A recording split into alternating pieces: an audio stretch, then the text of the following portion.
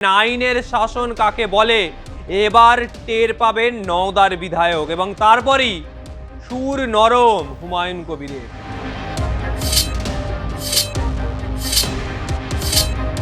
হুমায়ুন কবির আশা করছে যে বর্তমান প্রশাসনও কোনো অভিযোগ প্রমাণ করতে পারবে না।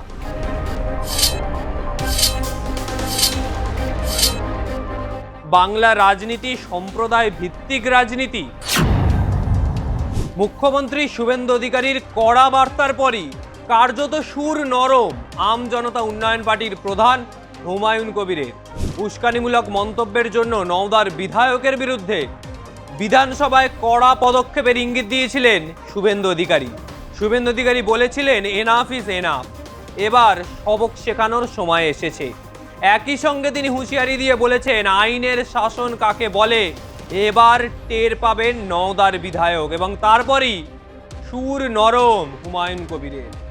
গত 26শে জুন মুর্শিদাবাদের রেজিনগরের কাশীপুরে উস্কানিমূলক মন্তব্য করেন হুমায়ুন কবির। বিজেপিকে সাটা ভাঙা মারের হুঁশিয়ারি দেন তিনি। নওদার বিধায়ককে বলতে শোনা গেছে, লিমিট যেদিন ক্রস হয়ে যায়, মাথা যেদিন গরম হয়ে যায়, সেদিন এসপি চিফ মিনিস্টার কিচ্ছু বুঝবো না। এছাড়াও মুর্শিদাবাদের শক্তিপুরে গিয়েও পুলিশকে হুঁশিয়ারি দিয়ে এসেছিলেন হুমায়ুন কবির। সোমবার বিধানসভায় হুমায়ুনের এই আপত্তিকর মন্তব্য নিয়েই কড়া বিবৃতি দেন মুখ্যমন্ত্রী শুভেন্দু অধিকারী। মুখ্যমন্ত্রী কড়া মনোভাব দেখানোর পরই বিধানসভার বাইরে হুমায়ুন কবির দাবি করেন বিজেপির বিরুদ্ধে ব্যক্তিগতভাবে কোনো আক্রোশ নেই তার। নওদার বিধায়ক বলছেন আইন আইনের পথে চলবে, আমি আইনের ঊর্ধ্বে নই।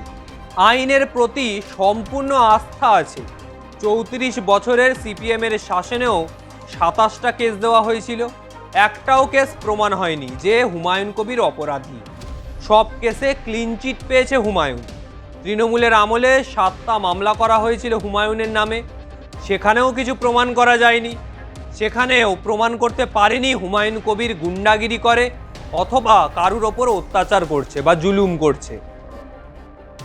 হুমায়ুন কবির আশা করছে যে বর্তমান প্রশাসনও কোনো অভিযোগ প্রমাণ করতে পারবে না।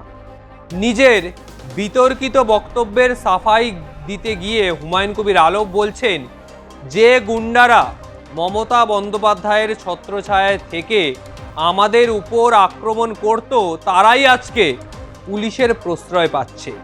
এটাই গণতন্ত্রে অত্যন্ত বিপজ্জনক। সেটাই আমি কর্মী সভায় বলেছিলাম যে থানাগুলি তৃণমূলের গুন্ডা মস্তানদের প্রশ্রয় দিলে সংঘর্ষ অনিবার্য। এ বিষয়ে আমি কোনো আপোষ করব না।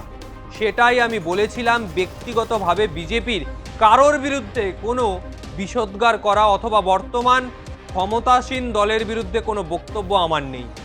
এদিন বিধানসভায় দাঁড়িয়ে হুমায়ুন কবিরকে হুঁশিয়ারি দিয়ে শুভেন্দু অধিকারী আরও বলেছিলেন মমতা বন্দ্যোপাধ্যায় মুখ্যমন্ত্রী নন, দুর্বল মুখ্যমন্ত্রী পেয়ে আপনি যা খুশি বলেছিলেন। এত বড় ক্ষমতা আপনাকে কেউ দেয়নি।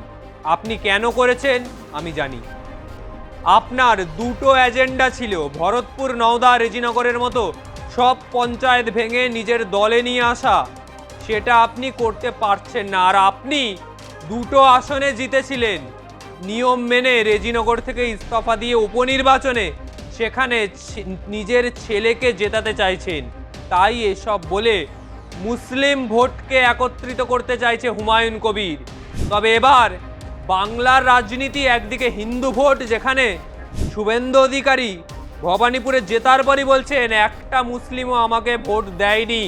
আবার বিধানসভায় দাঁড়িয়ে শুভেন্দু অধিকারী বলছেন মুসলিম ভোট এককাট্টা করতে হুমায়ুন কবির এই কাজ করছে যাতে নওদায় তার ছেলেকে জেতাতে পারে। অর্থাৎ বাংলার রাজনীতি কি এবার সাম্প্রদায়িক রাজনীতিতে পরিণত হয়েছে? বাংলা রাজনীতি সম্প্রদায় ভিত্তিক রাজনীতি, যেখানে বাম আমল বা তৃণমূলের আমল, যেখানে ব্যালেন্সে চলতো দুটো সম্প্রদায়, সেই জায়গায় সাম্প্রদায়িক রাজনীতি কি কোথাও আবার দেখতে পাওয়া যাচ্ছে এই বাংলায়? এই নিয়ে বিশেষজ্ঞদের বিভিন্ন মতামত থাকবে। তবে এই মুহূর্তে রাজনৈতিক পরিবেশ যে জায়গায় দাঁড়িয়ে, সামনে পুরসভা নির্বাচন, কলকাতা পুরসভা নির্বাচন, পঞ্চায়েত নির্বাচন, যে নির্বাচন আর মাস 4 থেকে 5 মধ্যেই হবে। আর এই নির্বাচনের আগে প্রতিটা রাজনৈতিক দল নিজের আখের গোছাতে চাইছে, যাতে কোনোভাবেই নির্বাচনে দাঁড়িয়ে প্রতিদ্বন্দ্বিতা করে আবারও এই রকমের হারের সম্মুখীন না হতে হয়। কারণ এবারের নির্বাচন পঞ্চায়েত নির্বাচন অন্য বারের পঞ্চায়েত নির্বাচনের থেকেও আলাদা হতে পারে। কারণ বিধানসভা নির্বাচন আমরা দেখেছি, বিধানসভা নির্বাচনের সাক্ষীও থেকেছে গোটা বাংলার মানুষ।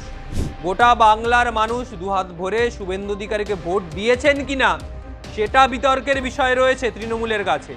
যে ভোট রিগিং, ইভিএম লুট, 1% চার্জ নিয়ে ঢুকছে, বেরোচ্ছে 92% চার্জ নিয়ে, কিভাবে হলো সেসবই বিতর্কের আর কোনো জায়গা নেই। কারণ আলিপুরের যে জায়গায় ইভিএম মেশিন ছিল সব পুড়ে গেছে, ফলে বিতর্কের আর কোনো জায়গা নেই। এখন মানতেই হবে বাংলার মুখ্যমন্ত্রী শুভেন্দু অধিকারী। তবে তিনি যেভাবে বাংলায় আইনের শাসন প্রতিষ্ঠা করছেন সেটা সত্যি প্রশংসার যোগ্য। শুভেন্দু অধিকারী বাংলায় যেভাবে বাংলাকে আরও এগিয়ে নিয়ে যাচ্ছেন, বাংলায় আইনের শাসন প্রতিষ্ঠার মাধ্যমে আইনি পদক্ষেপ এবং যারা দুর্নীতি করেছে তাদেরকে দুর্নীতিতে জর্জরিত করছে, সেটা সত্যি দেখার মতো। তবে আজকের মতো বিদায় নিচ্ছি। অ্যাকশন রিয়াকশন নিয়ে প্রতি মুহূর্তে আরও বিভিন্ন টপিক নিয়ে আপনাদের সামনে আসব। ভিডিওটা ভালো লাগলে অবশ্যই লাইক কমেন্ট করুন, চ্যানেলটি সাবস্ক্রাইব করুন আপনার মতামত জানান। আগামী সময় আর কোন কোন বিষয়ে ভিডিও দেখতে চান অবশ্যই জানাবেন। নমস্কার।